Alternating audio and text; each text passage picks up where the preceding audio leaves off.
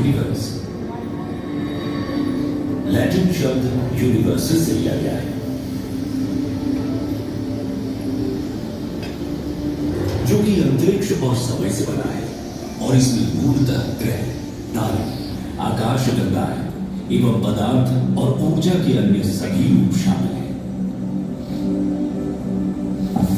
करोड़ों प्रकाश वर्ष होना चाहिए।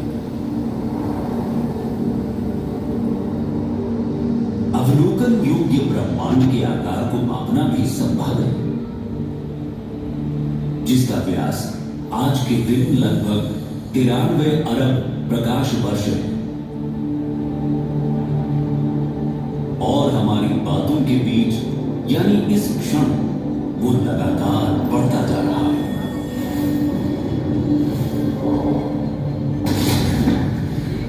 बिग बैंग के स्वीकृत सिद्धांतों के अनुसार ब्रह्मांड के विस्तार के साथ शुरुआत से मौजूद ऊर्जा और पदार्थ कम घने हो गए। एक शुरुआती त्वरित विस्तार अवधि के बाद, जिसे लगभग 10⁻32 सेकंड में इन्फ्लेशनरी इपॉक के नाम से जाना जाता है, ब्रह्मांड धीरे धीरे ठंडा होना शुरू हुआ, और तब से इसका विस्तार जारी है। इसने पहले परमाणु उपकणों और सरल परमाणुओं को बनाने की अनुमति दी। गुरुत्वाकर्षण के प्रभाव में डार्क मैटर धीरे धीरे इकट्ठा होकर फिलामेंट्स और रिक्त स्थान की फोम जैसी संरचना बनाता है, जिससे हाइड्रोजन और हीलियम के विशाल बादल बनते हैं। ये तत्व उन जगहों में चले गए जहां डार्क मैटर सबसे अधिक घना, बढ़ते आकार के कारण इलेक्ट्रोमैग्नेटिक रेडिएशन अर्थात विद्युत चुंबकीय विकिरण की ऊर्जा घनत्व भी लगभग 47,000 वर्षों में पदार्थ की ऊर्जा घनत्व फोटॉन और न्यूट्रिनो से अधिक हो गई, और इस तरह और पदार्थ प्रधान युग के प्रारंभ को चिन्हित किया। वो आज इस मंजिल तक पहुंची। चलिए डालते हैं एक नजर उसकी अब तक की यात्रा। भारतीय अंतरिक्ष अनुसंधान आज जिस मुकाम पर है, इसके पीछे एक गहरा इतिहास छुपा हुआ है। इसरो एक ऐसा नाम है जिसकी शुरुआत 1920 के दशक में ही हो गई थी, लेकिन इसरो समय समय पर संचार उपग्रहों को भी डिजाइन कर उन्हें अंतरिक्ष में भेजता रहा है। यदि आज के समय तक इसरो की कामयाबी के बारे में बात की जाए, तो इसरो द्वारा सैकड़ों की संख्या में सैटेलाइट अंतरिक्ष की ओर लॉन्च किए गए। इसरो ने केवल भारत के लिए ही यान लॉन्च नहीं किए, बल्कि इनमें से अधिकतर यान विदेशों के लिए लॉन्च किए। भारत के विकास में महत्वपूर्ण योगदान देने वाले इसरो ने अब तक पूरे भारत है जिसमें जीवन शामिल है। ये अपने सबसे दुर्गम इलाकों में भी जीवन का पोषण करता है। एक प्रजाति के लिए जो रहने लायक नहीं हो सकती, वो दूसरे के रहने और पनपने के लिए आदर्श घर और निवास स्थान है। इस पृथ्वी पर जीवन की कई सारी प्रजातियां हैं, जिसमें कि हम सभी का नाम भी नहीं ले पाएंगे। सभी प्रजातियां एक दूसरे के साथ अंतरंग संबंध में रहती हैं और पनपती रहती हैं। हर एक अपने अस्तित्व और प्रसार के लिए दूसरे पर निर्भर रहती है। अरबों वर्षों में हमारी पृथ्वी विस्तार करते रहने वाले ब्रह्मांड, पृथ्वी की गहराई में इसकी गर्म मेंटल और फिर बाहरी और आंतरिक कोर्स है। वहां का तापमान इस सतह के तापमान के लाभ के क्रमिक शीतलन के कारण प्रति अरब वर्ष लगभग 100 डिग्री सेल्सियस पर ठंडा और ठोस हो जाता है। पृथ्वी के आंतरिक और बाहरी कोर में निर्मित कन्वेक्शन करंट्स अर्थात हमारे ग्रह की चुंबकीय फील्ड का निर्माण करती है। ये हमारे ग्रह के चारों ओर के चुंबकीय क्षेत्र ही है जो हानिकारक विद्युत चुंबकीय विकिरण को हम पर हमला करने से रोकती है। कल्पना कीजिए यदि मात्र एक दिन के लिए भी ये मैग्नेटिक फील्ड न होती तो सारा का सारा जीवन नष्ट हो गया होता।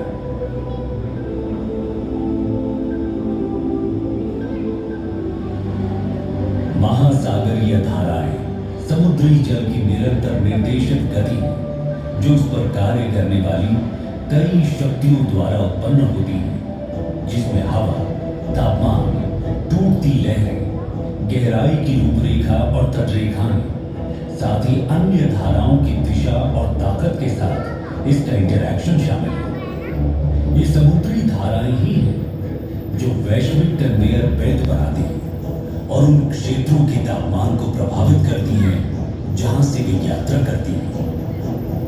धरती मां ने अपने ऊपर जीवन को पनपने देने के लिए अरबों वर्षों में स्वयं को विकसित किया है। उसने ये सुनिश्चित करने के लिए तत्वों के साथ बेहतरीन संतुलन बनाया है कि इसकी कई प्रजातियों के बच्चों का अस्तित्व हमेशा बना रहे। परंतु जैसे जैसे हम मनुष्य बड़े होते हैं, हम और भी अधिक शक्तिशाली होते हैं। जब तक कि हम अपने ग्रह के प्रति अधिक सचेत नहीं होंगे, तो जो ज्ञान हमने प्राप्त किया है वो अंततः हमें नष्ट भी कर सकता है। हम मनुष्यों को शक्तिशाली होने के बावजूद अपनी बढ़ती आबादी को संसाधन उपलब्ध कराने के लिए पृथ्वी का शोषण करने के लिए अधिक मजबूर होना पड़ेगा और अपने मूर्खतापूर्ण उपभोग के कारण कई प्रजातियों को बर्बाद कर चुके हैं। पृथ्वी ने हमें पहले से ही चेतावनियां देना शुरू कर दिया है। प्रमुख जलवायु परिवर्तन, ध्रुवीय टोपी का पिघलना, जो कि हमारे मीठे या ताजे पानी का सबसे बड़ा भंडार है, न केवल उसके भंडार को बर्बाद करता है बल्कि पृथ्वी की ऊपरी तह को भी विकृत करता है, जिसके फिर दूरगामी परिणाम होते हैं।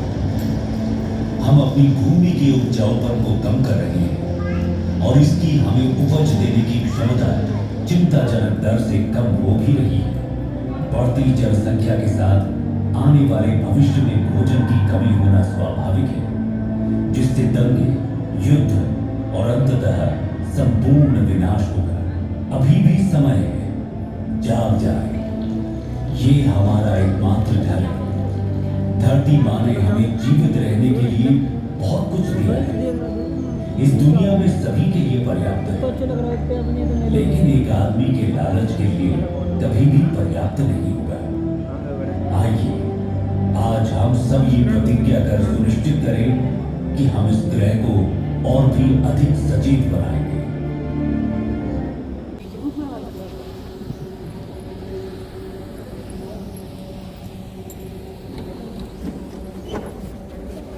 साइड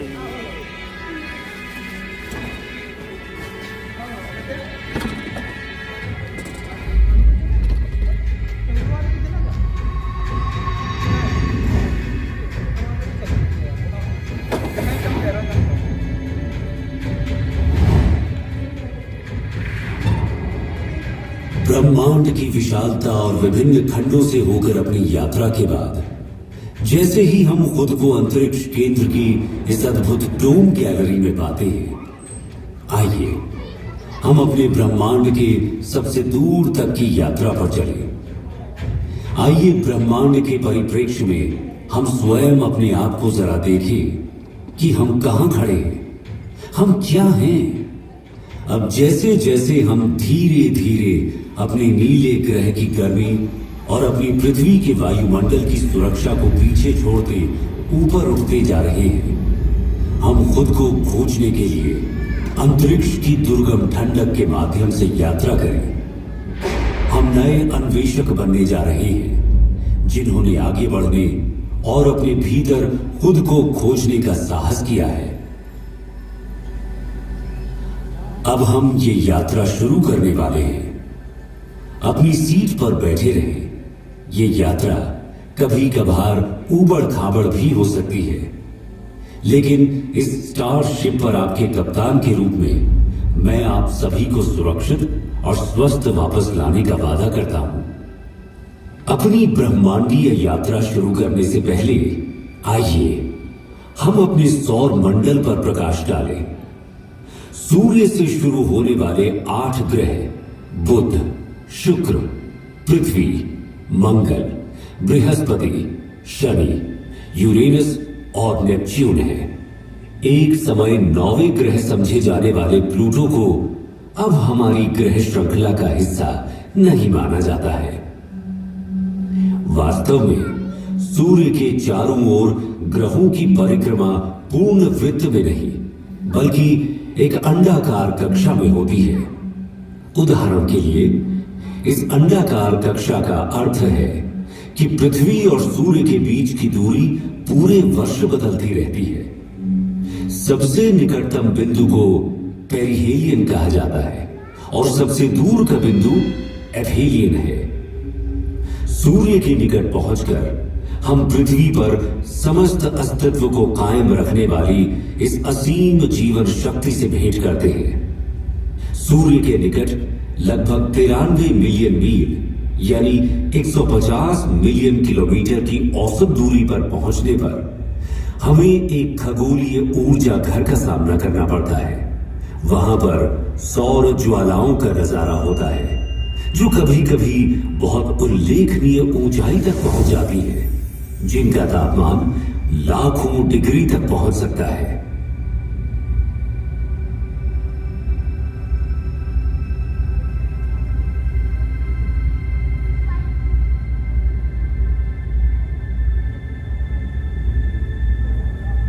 सौर मंडल में हमारा प्रारंभिक गंतव्य बुध है।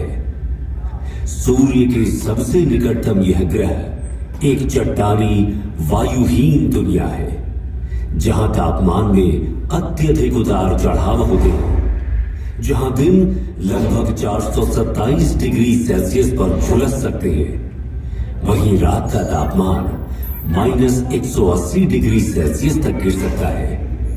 बुध की सतह टकराव से बनने वाले गड्ढों से सजी हुई है और ये पृथ्वी के लगभग 28 दिनों में सूर्य के चारों ओर एक परिक्रमा पूरी करता है। इससे आगे बढ़ते हुए शुक्र अपनी मनमोहक सुंदरता से मंत्रमुग्ध कर देता है, लेकिन सावधान रहें, यहां का तापमान 462 डिग्री सेल्सियस तक बढ़ सकता है, जो कि इसकी सूर्य से दूर होने के बावजूद बुध से भी अधिक गर्म है। हमारे ज्ञात ब्रह्मांड के सबसे सुदूर क्षेत्रों में जाने से पहले आइए कुछ क्षण के लिए अपने निवास ग्रह पृथ्वी पर टकटकी लगाकर नजर डालें, जहां हम जो कुछ भी प्यार करते हैं, अपना मानते हैं और संजोते हैं, वो हमारी सुरक्षित वापसी का इंतजार कर रहा है। हमारे प्रिय चंद्रमा की ओर आगे बढ़ते हैं, जो कि किंवदंतियों और कहानियों में एक खगोलीय प्रेरणा की तरह है। इसकी मनमोहक सुंदरता, जो अक्सर काव्यात्मक होती है, पृथ्वी के प्राकृतिक उपग्रह के रूप में इसके वैज्ञानिक महत्व को छुपाती है। चंद्रमा, जो पृथ्वी से लगभग 3,84,400 किलोमीटर दूर स्थित है, समुद्री ज्वार को प्रभावित करता है, पृथ्वी के घूर्णन को स्थिर करता है। जैसे ही हम अपने निकटतम पड़ोसी मंगल ग्रह को पार करेंगे, क्षुद्र ग्रह बेल्ट से गुजरने के लिए तैयार हो जाएं।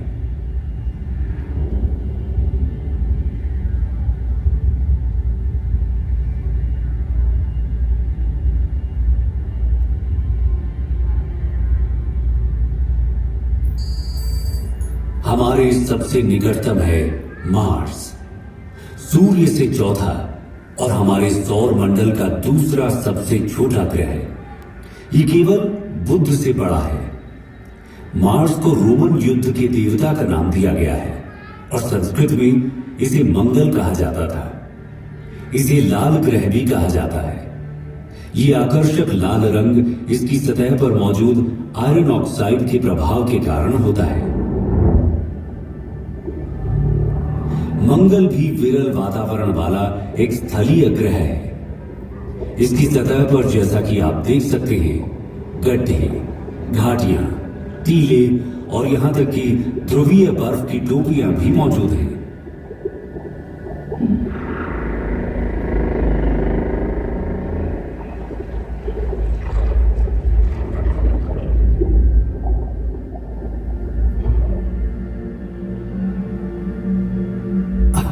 अरे अरे अरे, हमारे साथी यात्रियों, बिल्कुल भी चिंता ना करें, आप सभी सुरक्षित रहेंगे। बस इन दिशाहीन क्षुद्र ग्रह से कुछ छोटी मोटी टक्करें होंगी। पूर्ण रूप से निश्चिंत रहें कि आपका अंतरिक्ष यान उन सभी को, मेरा मतलब है कि लगभग सभी को संभालने में सक्षम है।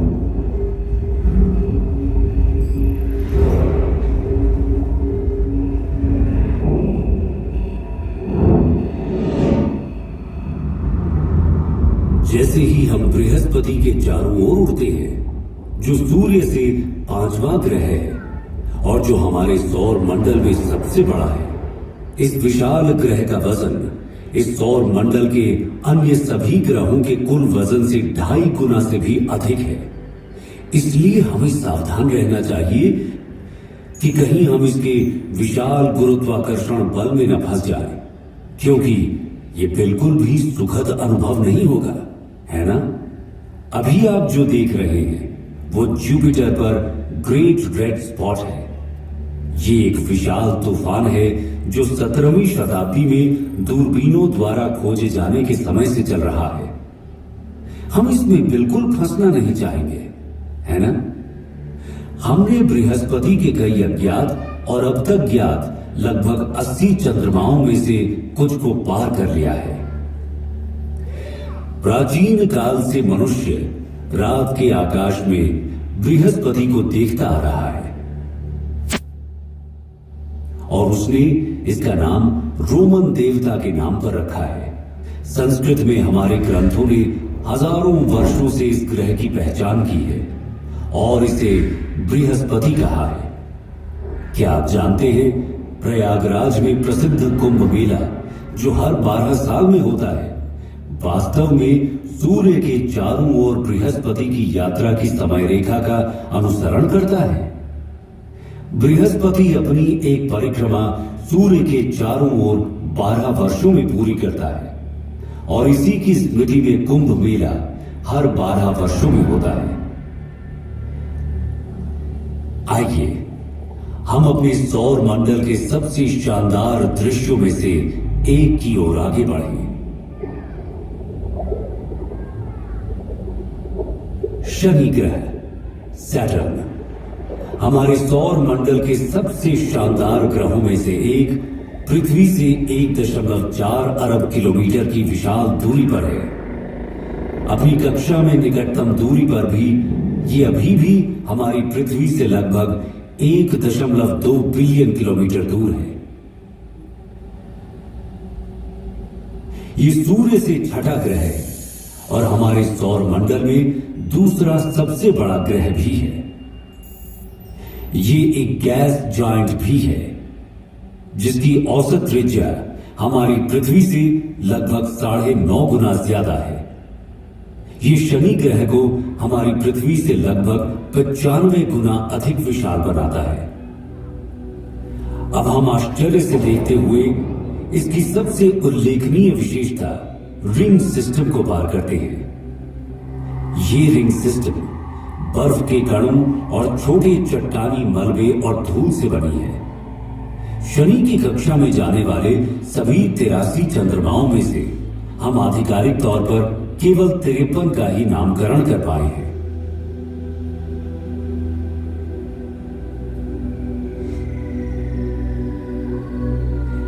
जैसे जैसे हम अपनी अंतरिक्ष यात्रा में तेजी लाते जा रहे हैं, हम अपने सौर मंडल के अगले 3 ग्रहों को पार करते हैं। हम यूरेनस के ऊपर से गुजरते हुए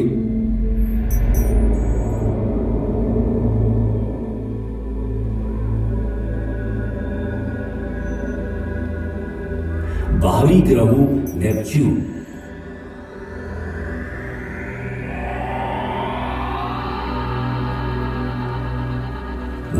और अंत में प्लूटो से आगे बढ़ते हैं।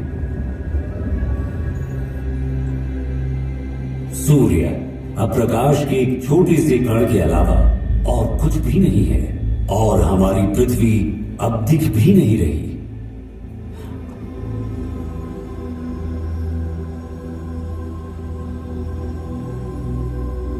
हम अब अपनी पृथ्वी से 7 अरब किलोमीटर से अधिक दूरी पार कर चुके हैं। जैसे ही हम कुइपर बेल्ट में कदम रखते हैं, हमें शनि के समान एक बर्फीला घेरा दिखाई देता है, लेकिन 20 गुना चौड़ा और कुछ स्थानों पर 200 गुना भारी है। अब हम पृथ्वी से 10 अरब किलोमीटर से अधिक दूरी पर इंटरस्टेलर अंतरिक्ष में हैं। जैसे जैसे हम तेज गति से आगे बढ़ते हैं, हम 100 अरब किलोमीटर दूर एरिस और सेडना नाम के बौने ग्रहों से गुजरते हैं। परंतु हमारी यात्रा यहीं खत्म नहीं हुई है।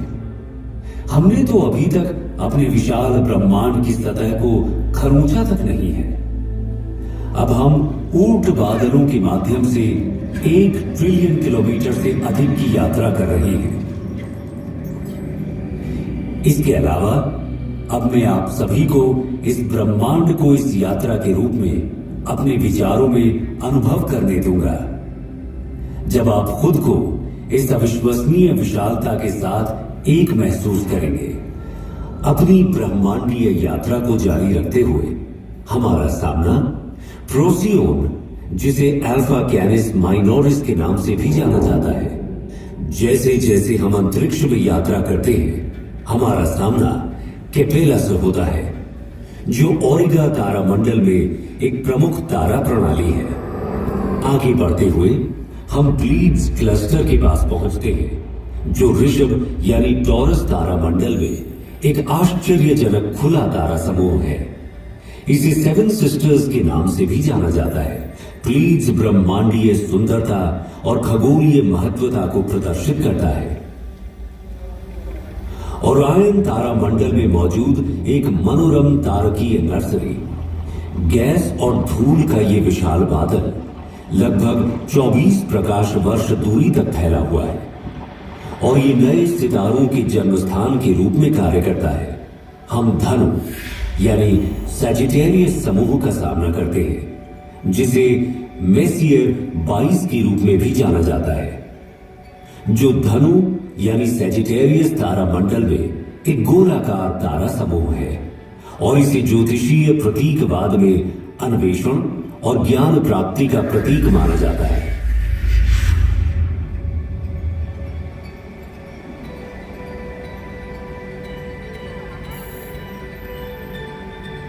हमारी अपनी आकाश गंगा मिल्की वे को पीछे छोड़ते हुए एंड्रोमेडा गैलेक्सी, जिसे M31 के नाम से भी जाना जाता है, जो इसे मिल्की वे आकाश गंगा की सबसे निकटतम स्पाइरल आकाश गंगा बनाता है। क्या आप जानते हैं एंड्रोमेडा हमारी आकाश गंगा से भी बड़ी है। अब इन खगोलीय चमत्कारों, ब्लैक होल, तारकीय संस्थाओं को देखें, जिनकी गुरुत्वाकर्षण शक्ति इतनी तीव्र है कि इनसे कुछ भी, यहां तक कि प्रकाश भी बच नहीं पाता है। इसकी पृष्ठभूमि में स्थित तारों की विकृति इसके अत्यधिक गुरुत्वाकर्षण के कारण होने वाले समय के फैलाव से उत्पन्न होती है। सुरक्षित दूरी बनाए रखना महत्वपूर्ण है, क्योंकि उनका अत्यंत शक्तिशाली बल हमारे अंतरिक्ष जहाज को उनकी गुरुत्वाकर्षण रसातल में खींच ले जाने का खतरा पैदा करता है। इससे पहले कि हम पृथ्वी पर वापस लंबी यात्रा करें, मैं आप सभी से कुछ देर के लिए यहां रुकने का अनुरोध करता हूं। हम अब उस घर से 10 अरब प्रकाश वर्ष दूर हैं, जिसे हम पृथ्वी कहते हैं। एक पृथ्वी वर्ष में प्रकाश द्वारा तय की गई दूरी को एक प्रकाश वर्ष कहा जाता है। यह 10 ट्रिलियन किलोमीटर की भारी भरकम दूरी है। तो क्या आप कल्पना कर सकते हैं कि 10 अरब प्रकाश वर्ष की दूरी कितनी हो सकती है? यहां से हमारी पृथ्वी दिखाई भी नहीं देती। यदि हम पृथ्वी की ओर प्रकाश की एक किरण छोड़ें, तो उसे घर तक पहुंचने में 10 अरब वर्ष लगेंगे। हम जिसे अपना घर कहते हैं, जिसके लिए हम लड़ते हैं, युद्ध और तबाही मचाते हैं, जिस पर शासन करने के लिए हम अपने परमाणु हथियारों को अपने अपने भंडारों में भरे जा रहे हैं, वो यहां की धूल के एक छोटे से कण के अलावा और कुछ है भी नहीं। ब्रह्मांड की इस पूरी योजना में, यहां तक कि जहां अभी हम खड़े हैं, हमारे सभी छोटे मोटे झगड़ों का कोई मतलब ही नहीं निकलता है ना?